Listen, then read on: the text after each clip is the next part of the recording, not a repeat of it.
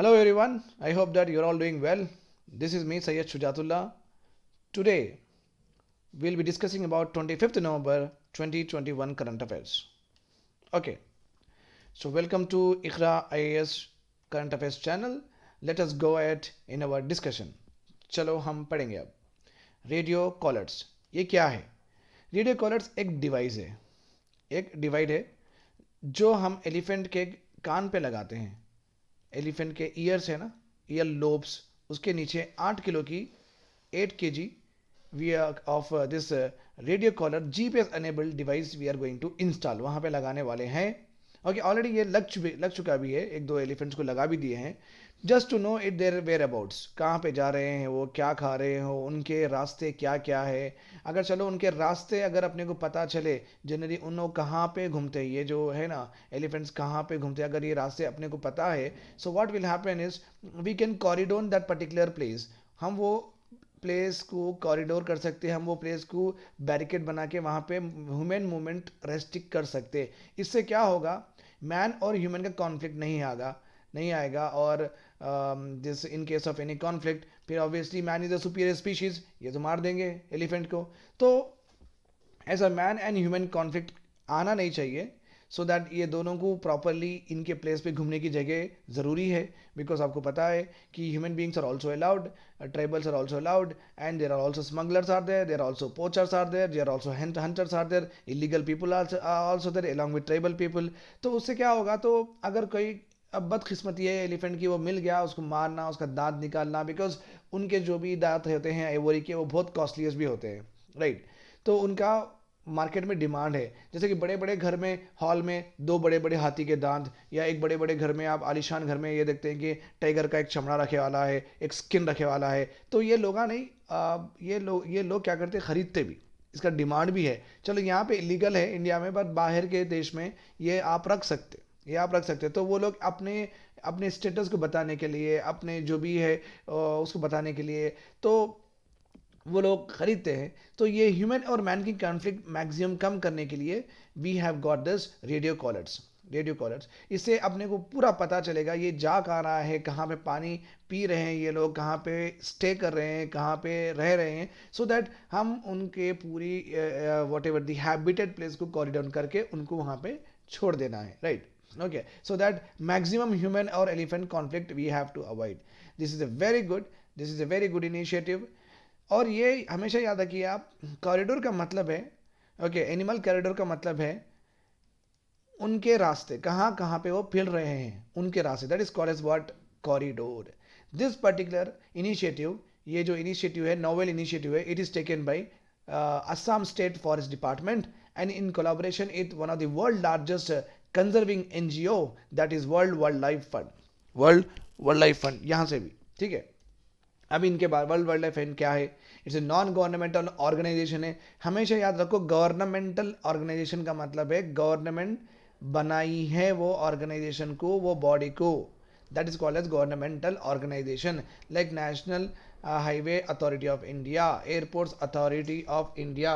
सो आप remember this point, if the government makes it we call it as governmental organisation. ये government की नहीं है, ये गवर्नमेंट के डिसीजन से या ऑर्डर से नहीं बनी है, that is not even United Nations की भी नहीं है, ये यूनाइटेड नेशन एनवायरनमेंट प्रोग्राम की भी नहीं है, ये किसी की नहीं है। ये एक नॉन गवर्नमेंटल ऑर्गेनाइजेशन, जो जो जिसको जिसको भी जो भी प्रो एनवायरनमेंट रहते, प्रो एनिमल रहते, okay, those who are against interested with regard to animal के लिए सब अच्छा अच्छा सोचने वाले, all the stakeholders will be a part of this. Non governmental organisation है, फॉर्म्ड इन द ईयर 1969, बहुत पुरानी है। Headquarters are there in Gland, Switzerland. Aim क्या है, ओके, वाइल्ड लाइफ है ये, wildlife preservation and reduction of human impact on the environment.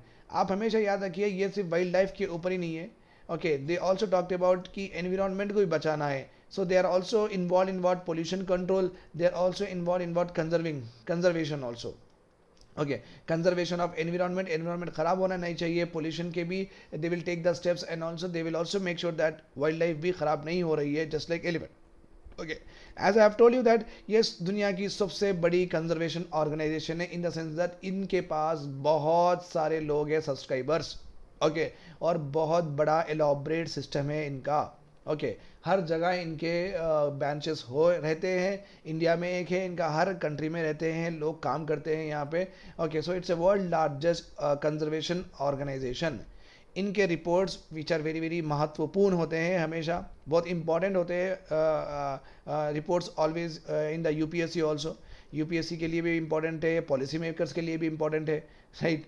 Living planet report, depth for nature swap, earth hour, marine stewardship council, healthy grow potato, ये nothing but healthy grow potato, it's a campaign of what quality of potato assure करने का campaign है, but whatever it is they're involved in all of these report publications, remember this। तो UPSC का favourite question भी यही है, आपको पता ही है कि which one of the following is report publish by so and so, like that they will ask you, so make sure that आप रिपोर्ट्स कभी भी नेग्लेक्ट नहीं कर रहे हैं, okay. Almost like 30 to 35 report होंगे अपने पास, यूपीएससी के जो पूरे प्रिपरेशन 30 to 35 रिपोर्ट्स होंगे। अब 30 to 35 रिपोर्ट्स आप एक साल में भी नहीं पढ़े तो कैसा फिर, राइट और रॉन्ग। तो जनरली बहुत नेग्लेक्टेड एरिया है, ये बच्चे ये समझते हैं कि स्टूडेंट्स ये समझते हैं कि चलो हो भी जाएगा या थोड़े बहुत पढ़ भी लेंगे, ऐसा नहीं, उसके लिए प्रॉपरली नोट्स बना लो आप, so that it will be helpful for your examination. Pulse oximeter, इसका तो डिमांड बढ़ गया था कोविड में, हमारे पास भी 2-3 आ गए थे ये during the Covid. Pulse oximeter, generally you can understand that it measures oxygen levels, it measures what oxygen levels. अगर आप कल्ट फिल्ट जो कि जिम है, फिटनेस जिम चेन है cult fit, which is promoted by Hrithik Roshan and Tiger Shroff, आपको पता होगा if you are in the cities. Cult fit में the moment you enter into this, okay, आपको ये ऑक्सीमीटर देगा वो, okay, temperature machine. This is what we do generally in मैं भी जाता हूँ तो वही करते हैं cult fit. So generally they are trying to measure what oxygen.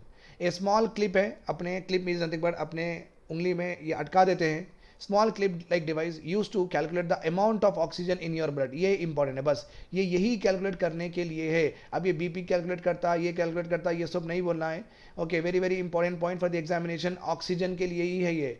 It can be attach two finger tip, या तो पैर के उंगली पे रखो या हाथ की उंगली पे रखो आप, या आप यहाँ पे भी रख सकते हैं ईयर लोब पे, सो इट्स ऑल फाइन। आपका ऑक्सीजन कितना है लेवल्स वो मिल जाएगा आपको। कंट्रोवर्सी क्या है, कंट्रोवर्सी ये है कि इसमें 2 लाइट यूज़ होती हैं, 2 लाइट अपने स्किन में पेनेट्रेट होती हैं, okay. 2 lights will be use here, 2 LED lights will be use. जब भी ऑन करेंगे ये, इसमें से जो भी अंदर जो 2 लाइट है, 2 होल्स है, 2 लाइट इनसाइड पेनेट्रेट होती हैं, ओके। दिस 2 लाइट्स देखो, जब लाइट पेनेट्रेशन होता है ब्लैक एंड वाइट कलर में डिफरेंस पेनेट्रेशन होता है, ओके, सेम पेनेट्रेशन नहीं होता। वाइट कोई सी भी वाइट मटेरियल में लाइट पेनेट्रेशन अलग होता है, ब्लैक मटेरियल में वाइट पेनेट्रेशन अलग होता है। तो अब ये कंट्रोवर्सी यूके में हुई क्या, यूके में ये बोला गया है कि ये जो ऑक्सीमीटर है ये वाइट बयास्ड है, ये जो ऑक्सीमीटर है ये वाइट बयास्ड है, बिकॉज वाइट जहाँ भी है लाइट ईजिली पास हो जाती है, लाइक ब्लैक से ब्लैक कलर पीपल को, लाइक ब्लैक पीपल को द लाइट प्रॉपर पास नहीं होती, तो उनका रीडिंग बराबर नहीं बता सकते, ओके। सो ये कंट्रोवर्सी थी ब्लैक एंड वाइट के लिए। Oximeter is a light passing through your skin, and most of these devices are calibrated for light skin and can give errors for non-white people. This is what the controversy, और UK government has launched a probe कि चलो भाई oximeters को हम properly investigate करेंगे, literally चार white people लेंगे, 4 black people लेंगे, देखेंगे कि रीडिंग सही बता रहे हैं या नहीं बता रहे। Okay, generally it is called as what black washing बोलते हैं। Black washing in the sense कि जो भी कंट्रीज़ में, ये बहुत इंपॉर्टेंट कॉन्सेप्ट है, जो भी ये क्या है मालूम, एथनिक क्लींसिंग में भी आता है। ये किस में आता, एथनिक क्लींसिंग, ओके, बहुत इंपॉर्टेंट कॉन्सेप्ट है। जनरली क्या होता है, अभी तो नहीं होता है, but it is like in the editorials I have read. सो ये एक ऐसा कॉन्सेप्ट है जिससे आप एक एथनिक ग्रुप को क्लीन करना चाह रहे हैं आपके कंट्री से, या वो मेजॉरिटी ज़्यादा हो रहे, वो ज़्यादा हो गए पॉपुलेशन में, उनकी पॉपुलेशन कम करने के लिए ये मेथड्स यूज़ करे जाते हैं यूजुअली। तो इनके जो भी कंट्री है, लाइक यूएसए है, यूएसए में इनके रिसर्च एंड डेवलपमेंट साइंटिस्ट को ये बोला जाता है कि आप ऐसे मेडिसिन, आप ऐसे ड्रग्स बनाओ, okay, with the help of genome sequencing, जो कि वाइट को ही हेल्प हो। अगर वही डिसीज़ अगर एक ब्लैक पर्सन को आई तो ये मर जाएगा, या वाइट पर्सन को ये बच जाएगा, ओके। सो इनके यूज टू इनको जो ज़रूरत है, वाइट पीपल को जो ज़रूरत है, वैसे उनके जो बॉडी का जो ह्यूमन जेनेटिक्स है, वो जेनेटिक्स के हिसाब से ड्रग्स वैक्सीन लेके आइए, इनके लिए लेके मत आइए, तो ये अफेक्टेड हो जाएंगे और ये स्टूडेंट्स नंबर में कम हो जाएंगे, फिर दिन बाद में वो उनको असिस्टेंस मिलेगी, right. This is called as ethnic cleansing. तो ये तो बहुत दूर की बात है, मैं तो सिर्फ ऑक्सीमीटर के बारे में समझा रहा था, but it is not related to that, but ऐसा होता है। How it works: oxygenated hemoglobin absorb more IR light and allows more red light to pass through deoxygenated hemoglobin. Okay, so oxygenate, अगर ऑक्सीजन रहा आपके body में, proper oxygen content रहा, जितना रहना चाहिए उतना रहा, तो आपके ये लाइट बहुत ज़्यादा जाएगी अंदर। अगर कम रहा तो कम जाएगी, तो इससे मालूम हो जाता कि आपके पास ऑक्सीजन लेवल्स कम है या नहीं है। The amount of light that is transmitted is measured by a processor. It will give readings of the percentage of oxygenated hemoglobin in your blood. Now let us go ahead with another important topic, the Sustainable Development Goals Urban India Index. पहली बात आप ये याद रखो, sustainable development goals ये Paris summit में launch किए गए हैं, पेरिस समिट 2015 में। इनके 15 साल में जो कि 17 गोल्स है पूरे इंप्लीमेंट करना है 15 साल के अंदर, 2030 तक इन ये 17 goals we have to achieve. Every goal is having lots of indicators है, मॉनिटरी टारगेट्स है, यहाँ पे क्वांटिफाइबल टारगेट्स है, ये टारगेट्स अचीव करना है। टोटली 169 टारगेट्स है। कितने हैं? 169। आप कैसा रिमेंबर कर सकते हैं? 170 - 1 इज नथिंग बट 169। ये तो 169 हो गया, ये 17 गोल्स हो गए, राइट। इससे पहले भी 15 साल के लिए गोल्स आए थे जिसका नाम था मिलेनियम डेवलपमेंट गोल्स। ये 2000 से लेके 2015 तक चले थे, ये भी 15 साल के थे।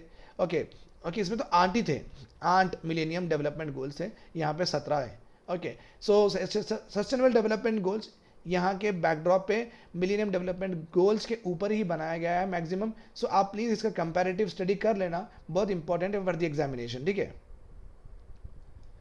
ओवरऑल नॉलेज रहना एक चैप्टर के बारे में बहुत अच्छी बात है। सस्टेनेबल डेवलपमेंट गोल, ये जो इंडेक्स है, नथिंग बट अपने स्टेट में, अपने इंडिया में कौन से स्टेट्स कौन से इंडेक्स में अच्छे से परफॉर्म कर रहे हैं, उनकी रैंकिंग क्या है, कितने दूर है वो अचीवमेंट से, 2030 तक वो अचीव कर लेंगे या नहीं कर लेंगे या करेंगे ही नहीं, तो उनका क्या है मसला, वो देखना है अपने को इधर, ठीक है, right.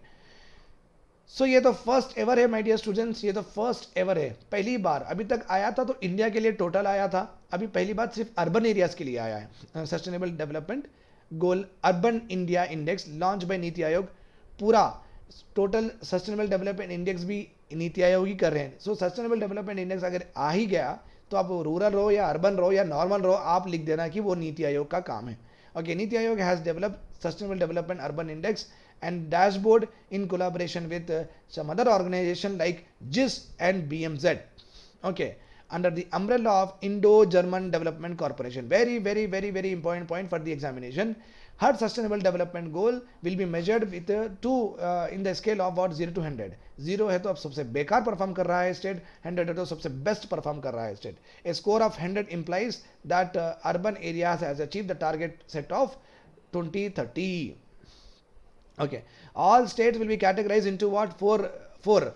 Into four based on their performance. अगर स्कोर एक स्टेट का 0 to 49 रहा तो एस्पिरेंट बोलेंगे, 50 to 64 performer, 65 to 99 front runners. अगर कोई इंडिकेटर में अगर 17 गोल्स में थे, अगर आप एक गोल कंप्लीटली फुलफिल कर चुके हैं, जस्ट लाइक नो पावर्टी है, नो हंगर है, ये तो हर स्टेट में अचीव हो ही गया है। Barring few states. तो यहाँ पे हर स्टेट को 100 वैल्यू मिलेगा। Remember this point. So the one who achieves 100 he will be getting as achievers बोलेंगे, like. And from the urban areas point of view, Shimla, Coimbatore, Chandigarh has topped. तो पूरे अगर सस्टेनेबल डेवलपमेंट पूरे 16 goals, actually remember this point, 17 goals नहीं होते हैं, 17 गोल क्या है? इंटरनेशनल कोऑपरेशन है। अब इंटरनेशनल कोऑपरेशन 17th गोल है, तो ये तो क्वांटिफाइबल कर नहीं सकते, ये तो बायलैटरल फॉरेन रिलेशंस के ऊपर डिपेंड है। तो 16 गोल्स ही है जो कि क्वांटिफाइबल है। तो 16 गोल्स के ऊपर जब हम पूरे स्टेट्स का असेसमेंट करें, उससे अपने को ये मालूम हुआ Shimla, Coimbatore, Chandigarh has urban areas perform topped, whereas Dhanbad, Meerut and Itanagar perform very bad. They are the worst performance in sustainable development urban India index. ठीक है, consider the following statement. Sustainable development index of both rural and urban areas are released by Niti Aayog. Right or wrong? Yes. The index has a score of 0 to 100 where 0 is the performers, 100 value indicates worst performance. ये wrong है, ये एक ही right है। because I have told you zero is the worst performer. ये उल्टा दिया हमें. Okay, so please remember this. Trading policy forum sorry trading policy forum ये है क्या? ये इंडिया और यूएस के बीच में एक फोरम होने वाला है, एक मीटिंग होने वाली है.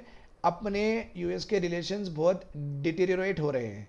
ओके, डिटेरियोरेट हो रहे हैं, अपन इनको ऊपर लेके जाना है इसके लिए. और ट्रेडिंग पॉलिसी तो कैसे भी करना ही है, बिकॉज हम we are importing and we are exporting many things with USA. So हम ऐसा कोल्ड वार में ईगो में नहीं रह सकते, ना वो रह सकते. So it is better is that we should start what a trading forum where we can give a push and stimulus to what our bilateral relation with regard to trade.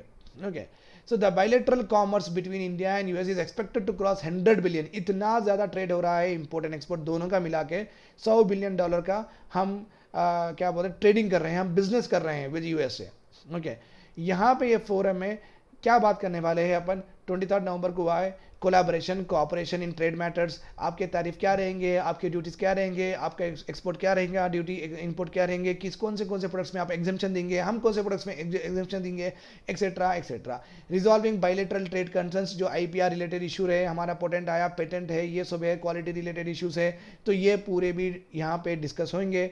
Okay, exploring important emerging trade policy issues, जो भी new trade policies across the world है, like globalisation का है, WTO के rounds होने वाले हैं, तो वो जो भी इंटरनेशनल पॉलिसीज है उनके साथ साथ उनको अलाइन करते हुआ हम भी न्यू ट्रेड पॉलिसीज को एक्सप्लोर करेंगे हम दोनों. अदर एरियाज सोशल सिक्योरिटी है, जो भी है pension and health with regard to our workers working in USA, उनका क्या करना है, सोशल सिक्योरिटी, उन्होंने कैसा सेफ होना चाहिए. और जनरलाइज सिस्टम ऑफ प्रेफरेंस, ये बहुत इंपॉर्टेंट है, ये अपने को एक्चुअली निकाल दिया गया है. Generalise system of preferences generally helps our exporters a lot. हमारे एक्सपोर्टर्स को बहुत ज़्यादा हेल्प होता है, क्योंकि जनरलाइज सिस्टम ऑफ प्रेफरेंस में एक country like USA will give India lot of what exemptions in tariffs, lot of exemption in taxes. Okay, तो अपने जो भी प्रोडक्ट्स यूएस में जा रहे हैं तो इस पर टैक्सेस कम से कम लगेंगे, जीरो लगेंगे, ऐसे प्रोडक्ट्स पे तो जीरो लगेंगे, सो दैट यूएसए में सेम प्रोडक्ट्स और अपने same products similar products can compete well, और अपने को एक लेवल प्लेइंग फील्ड मिलती है, level playing field. So generally it is given for developing countries in order to improve their exports, in order to improve their productive capacity. उसके लिए ये generalised system of preference दिया जाता है. Okay, ये US वाले रिसेंटली अपने को ये नहीं दे रहे हैं, अपने पूरे प्रोडक्ट से ये निकाल दिए हैं, सो दैट अपने प्रोडक्ट्स वहाँ पे जाना थोड़ा बहुत मुश्किल हो गया है, बिकॉज वहाँ पे compete करना मुश्किल हो गया है. Right, it is very very important here. Okay, so I will give you just example, please listen to it properly. समझो यहाँ पे कुकर है, यहाँ पे इंडिया में कुकर मैन्युफैक्चर हुआ, यूएसए में भी एक कुकर मैन्युफैक्चर हुआ. कुकर का प्राइस यूएसए में लेट्स सपोज 450 है. ओके, समझो हमारी टेक्नोलॉजी उतनी खास नहीं है और हमारे लेबर चार्जेस, इनपुट चार्जेस ज़्यादा रहने की वजह से हमारा कुकर का प्राइस है 550. हमारा कुकर का प्राइस हो गया है 550. अब ये let suppose not 550, let suppose it is 480 और लाइक 470, लेट सपोज इनसे 20 रुपये ज़्यादा है 470. अब यहाँ से कोई यूएस में एक्सपोर्ट कर रहा है, अब इनकी जो कस्टम ड्यूटी लगेगी, इंपोर्ट ड्यूटी लगेगी, तो ये समझो ये 30 रुपये है. ओके, इंपोर्ट ड्यूटी यूएस में भेजना है तो अपने को इंपोर्ट ड्यूटी पे करना पड़ता या एक्सपोर्ट ड्यूटी पे करना पड़ता 470. अगर यहाँ के बिजनेसमैन है तो इन्हों इंपोर्ट ड्यूटी पे करना पड़ता और हम एक्सपोर्ट ड्यूटी, हम तो एक्सपोर्ट प्रमोट कर रहे तो हमारे पास चलो टेंशन नहीं है.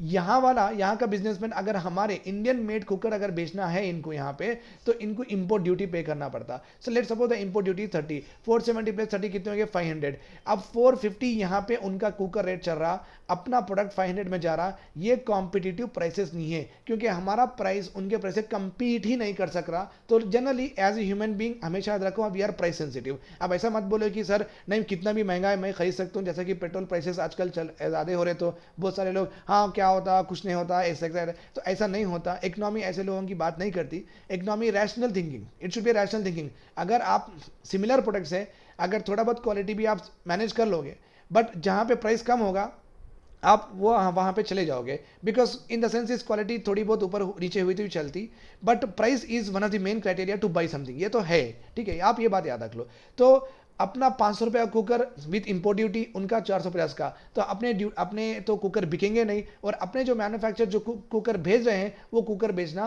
रोक देंगे, बिकॉज यहाँ पे कोई खरीद नहीं रहा है, यहाँ पे कोई डिमांड ही नहीं है. So in that sense what will happen, अपनी जो डेवलपिंग कंट्री है यहाँ पे प्रोडक्शन कैपेसिटी कम हो जाएगी, फिर यहाँ पे वो जो आफ्टर इफेक्ट्स है, एम्प्लॉयमेंट कम होना, स्टैंड ऑफ लिविंग कम होना, ये सब भी शुरू हो जाएगा, राइट. सो ये डेवलप कंट्रीज का एक गुड जेस्चर है कि वो डेवलपिंग कंट्रीज को इंपोर्ट ड्यूटीज निकाल ही देते हैं, पूरे को निकाल ही देते हैं. Like USA will say that हाँ, इंडिया को हम जनरलाइज सिस्टम ऑफ प्रेफरेंस में कुकर हो, माइक्रो ओवन रहो, छोटे बहुत इलेक्ट्रॉनिक्स रहो, ओके, एलईडी बल्ब्स हो, ये मेनी ऑफ दिस आइटम्स में हम जीरो ड्यूटी रख रहे हैं, हम जनरलाइज प्रेफरेंस दे रहे हैं, उनको जीरो ड्यूटी रख रहे हैं. तो अपना कुकर 470 जो यहाँ पे मैन्युफैक्चर करते को 470 रुपये में जो था, सेम इनका 450 में था. सो 470 450 नॉट सो डिफरेंस, ऐसा याद रखिए, नॉट सो डिफरेंस. तो ऑब्वियसली अपने भी प्रोडक्ट्स वहाँ पे compete करेंगे, तो अपने के एक्सपोर्ट ज़्यादा होगा, और a developing country will be developed.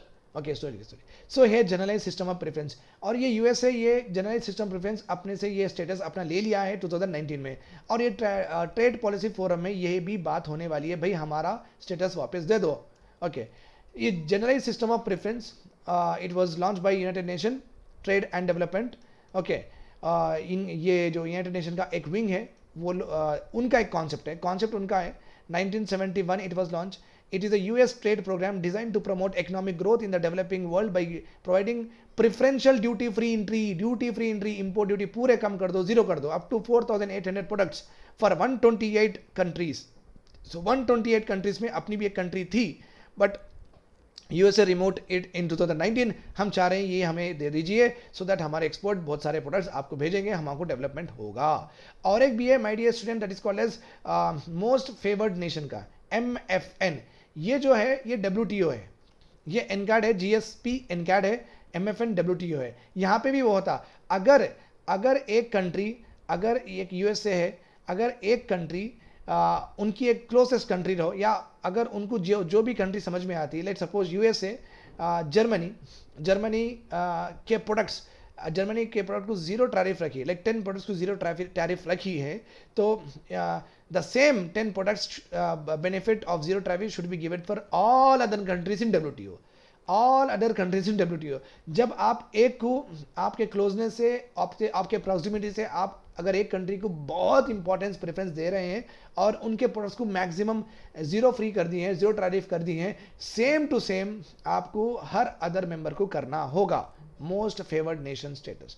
और ये भी निकाल सकते हैं, this also could be removed. Okay, exemption clauses are there everywhere. Okay, ऐसा नहीं कि एग्जामिशन नहीं है, एग्जामिशन यहाँ पे भी है. ओके, पाकिस्तान का लाइक 1 साल 1.5 साल पहले पाकिस्तान इंडिया को मोस्ट फेवर्ड नेशन से निकाल दिया है, बट हम नहीं निकाले, बिकॉज यू नो दैट अपना तरीका अलग है. ओके, सोफिस्टिकेशन में, सिविलाइजेशन में, वो सब अपनी बात अलग है, उनकी बात अलग है. Okay, so superior thinking matters a lot, which we are having it. So thanks a lot for hearing to me. Have a nice day ahead. I'll see you today in the night 8 p.m. with the very beautiful current affairs. Do subscribe to the IAS current affairs channel. Bye bye, take care, have a nice day ahead. Take care.